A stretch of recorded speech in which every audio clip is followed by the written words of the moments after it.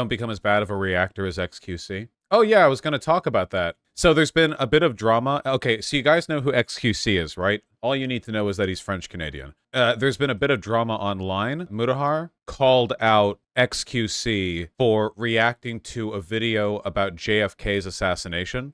Friend of the stream, Mutahar. That's true. I have to use the full title. Thank you. Couldn't forget the full title. Full title, friend of the stream, Mutahar, Ordinary Gamers. Thank you. Let me find the, Oh, God. People got mad, man. They're typing up essays over here. Here we go. So, a guy called Lamino, who I think does, like, true crime stuff, I don't really know, made an extremely high-effort video detailing the specifics of the JFK assassination. XQC reacted to it. Now, the problem is that the original video is, like, a bit over an hour and a half long, and XQC's react to it is an hour 53.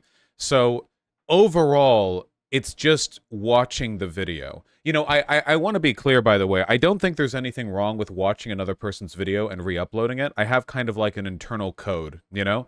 The first idea is that if you're going to watch somebody's video, and it's a good video and you like them, you know, like you're watching it for entertainment rather than for critique purposes. Obviously, if you're watching a video to critique it or attack a position or go over something, then that's entirely different. I don't really consider that to be React content, right? When I think of React content, I think of the streamer is literally just reacting to the content. Like, they're not engaging with it for, like, a specific reason.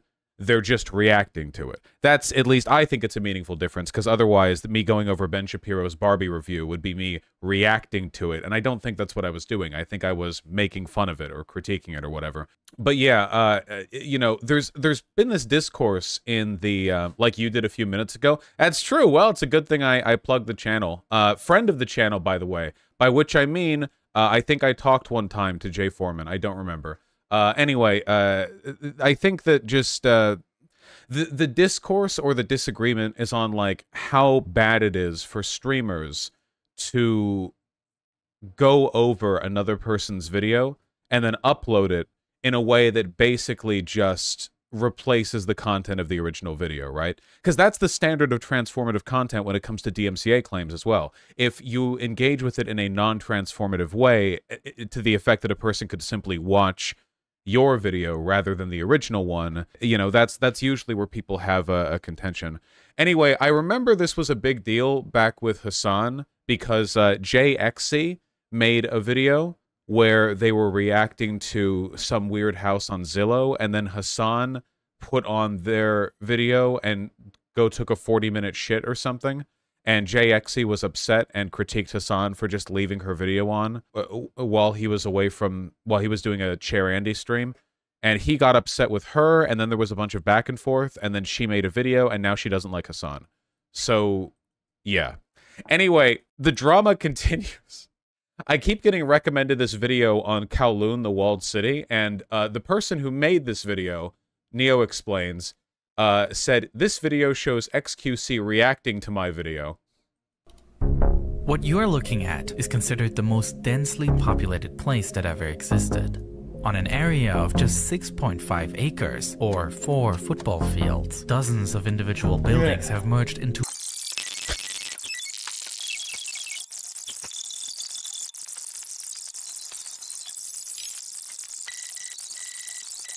allowed various work. Do not post this to YouTube for the lack of react. Boom! Metal pipes, cement, football, goal at the back. Wait a minute, chat. Hold up. I think this is a very rare copper alloy right there, chat. Somebody, chat, hey, chat. Give me a zoom in on this and do a full infrastructural review of the material used in the building of this city. Right the f now. Boom. This is a deep dive and expert view in city building and architecture. Come on. Boom. Chat, guys, chat finds this funny. Bro, I'm relax, man. Bro, relax. Dude, chill out. It's lighthearted, okay? I had to go to the bathroom, okay? And then I will be posting this to YouTube right now. Is this malicious stupidity? Well, he just got called out with a 120 like post on Twitter for doing this. So literally the next day he did it again. So he's being you know, he's being facetious about it. F, it'll come back in a sec. Shame on you. And then I took a phone call. Okay, and then I got some water. Okay, now I feel really good. Now I'm ready. Also, I think so. So there's I think it's actually a really complicated question on what you can do, right? So my first thought is, if maybe this is a bit off. I feel like usually if a video deals with breaking news or like explicit political information, I usually think it's okay to like rebroadcast it pretty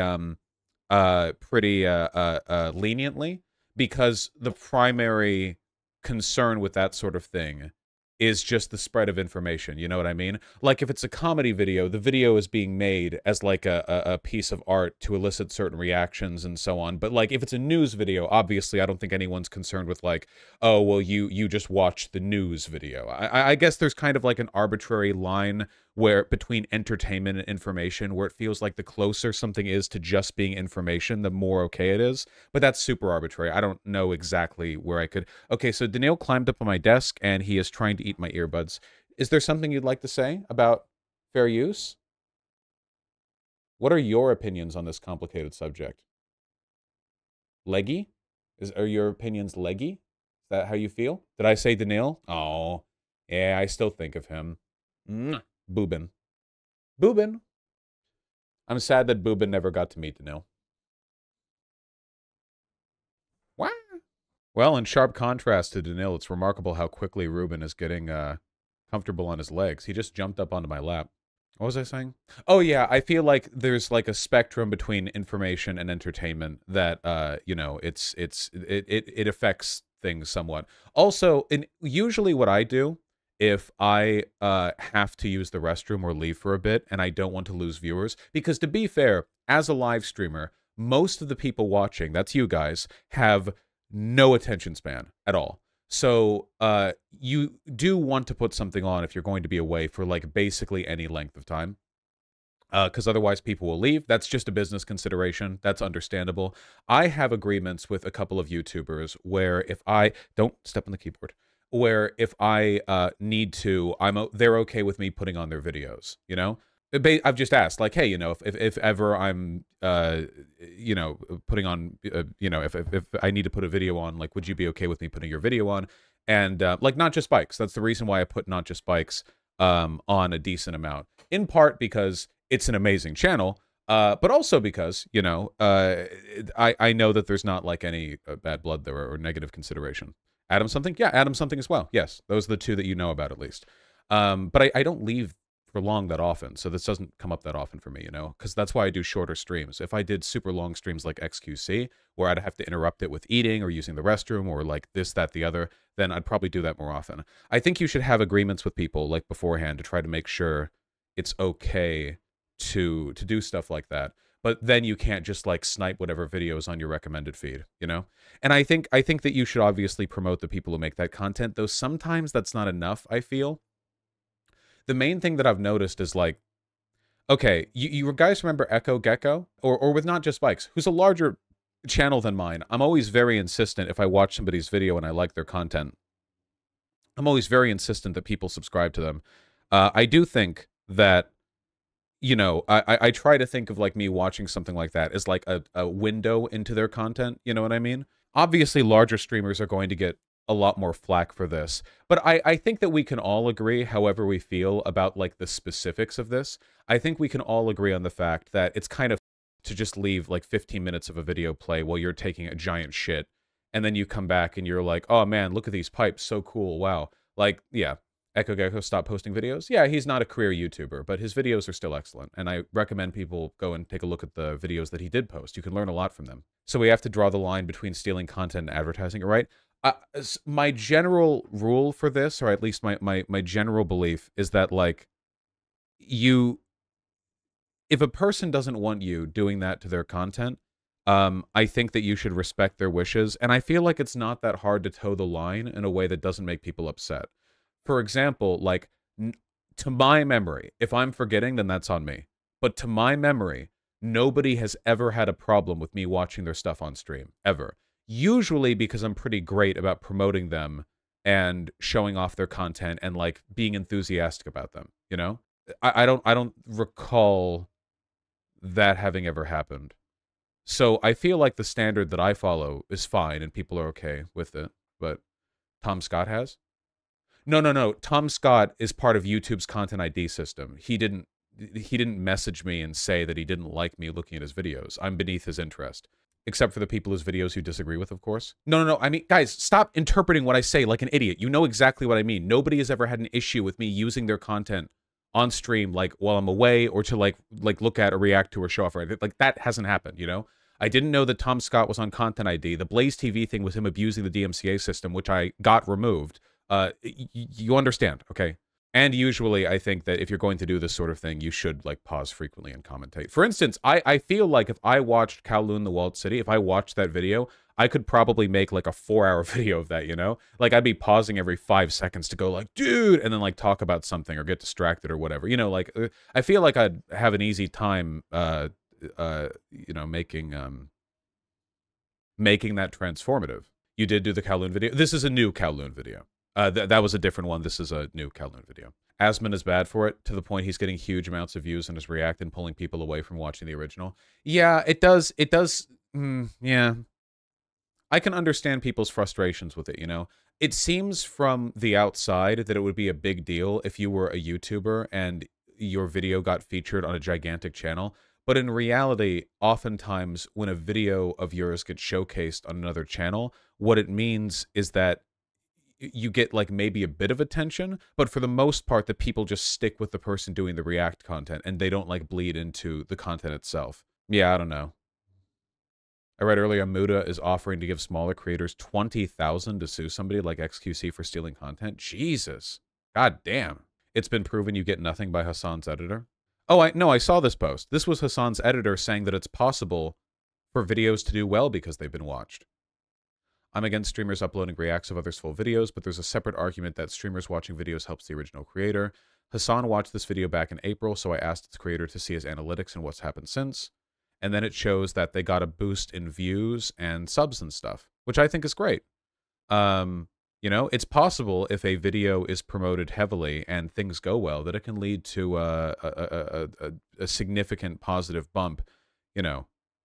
But then they go on to say what XQC is doing, uploading full reacts to others' works on his own channel, then telling them to use legal recourse to get the revenues. Oh, yeah, I didn't even say this, man. XQC said, like, hey, if you don't like me reacting to your video, just copyright claim it, which is not a good way of settling this issue. They can claim the whole thing. They do lots of times. Yeah. So for those of you who don't know, there's a difference between a copyright claim and a copyright strike. Actually, there's a ton of different things within a copyright claim. But basically, a copyright claim is when you say, hey, this video is basically my content, yo. I want to take the money that you make from ad revenue. That's a copyright claim. You know, like if you play music from a band that's in the Content ID system, it can be like, okay, we're not going to strike your channel, but, you know, this money is ours now. And a copyright strike is a violation of YouTube's rules that can, like, seriously harm your channel.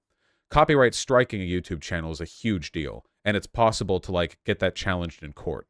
A copyright claim is not as big of a deal, and it happens pretty often. Please don't step on the keyboard, Boobin. Copyright claims happen to my streams all the time. Sometimes a song will play in a video for just a couple of seconds that I talk over, and that'll be enough to copyright claim a YouTube video.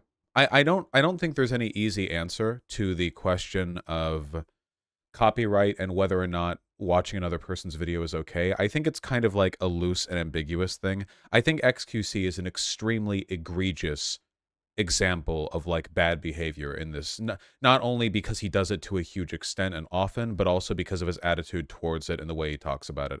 I think that as a broader thing, for example, like, so people are pointing out that, like, right before talking about this, I watched a 3-minute Jay Foreman video with basically no commentary on my end, apart from laughing at it. If Jay Foreman wanted to claim the well, I'm not going to upload that as a video, so I guess there wouldn't really be any money to claim from that. But if Jay Foreman expressed discomfort with that, then I would understand it, though I hope he wouldn't. I would hope he would understand that I would be sort of presenting that as an indication of the value of his channel and the reason why you should all subscribe. But there's no, like, objective answer is what I mean to say. I think that it would be, I think it would be, like, a fair thing to say on his end. Vosh, you always freak out about movie clips and songs on stream, but Destiny watches / listens to whatever he wants on stream, never gets in trouble for it. That is because he streams on Twitch and Kick, I think. And I stream on YouTube. Twitch does not have the same copyright ID system. Destiny's banned on Twitch? He's banned on Twitch? What do you do to get banned on Twitch? I don't think anyone ever gave a reason. Yeah, well, Twitch sucks with their moderation. There's a reason why I don't stream on Twitch.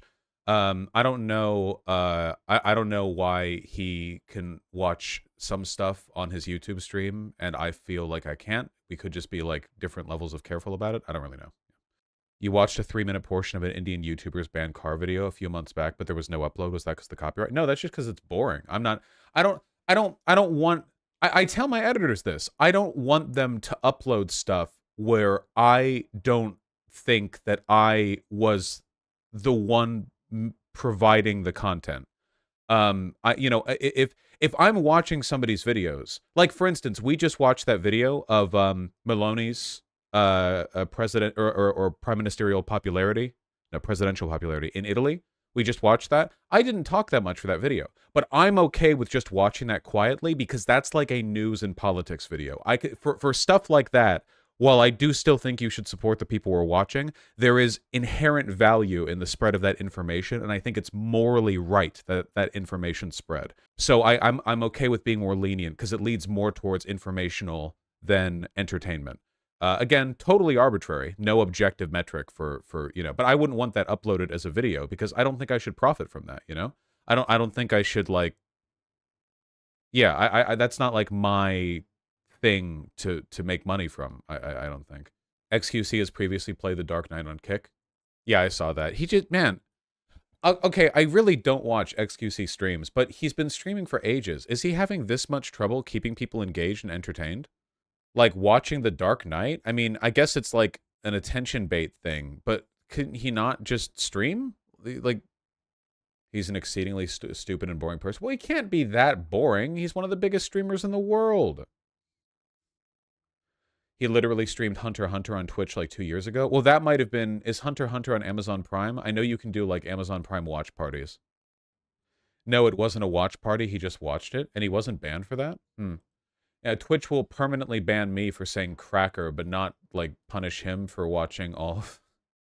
Man, I remember my very first channel strike was because I watched, like, maybe 4 or 5 seconds of a clip from Kill la Kill.